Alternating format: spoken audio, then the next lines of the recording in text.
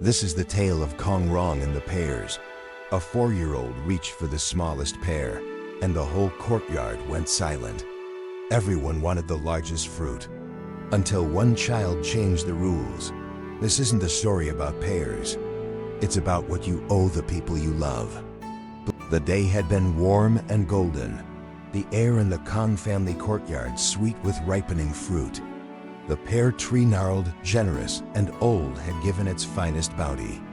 Now the harvest lay in a woven basket, a heap of sun-dappled jade and gold. Children gathered a ring of bright eyes and eager hands.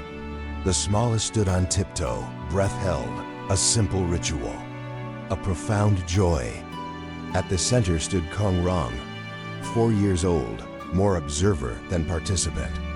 He watched his older brothers, tall and boisterous, weigh each pear with serious importance.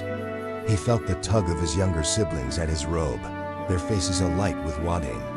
Their father, a scholar with a kindly creased face, presided over the basket. His smile was a quiet lantern. "Come, my children," he said, voice gentle. "The tree has been kind. Today its sweetness is yours." One by one, the older boys stepped forward. They didn't grab respect had been taught, but their eyes were keen. They chose the largest, smoothest, most promising fruit and stepped back with proud nods. Then all eyes turned to Kong Rong. He approached without hurry. He looked at the shining pears, then at the faces around him. His gaze rested on his older brothers, who had labored in the gardens. It softened at his younger sisters, whose small hands could barely cradle a pear. For a breath, his fingers hovered over a perfect, heavy fruit. He drew his hand away. He reached deeper, past the handsome pears, and closed his fingers around the smallest in the basket, a modest thing, duller skinned than the rest. He lifted it carefully and turned to his father.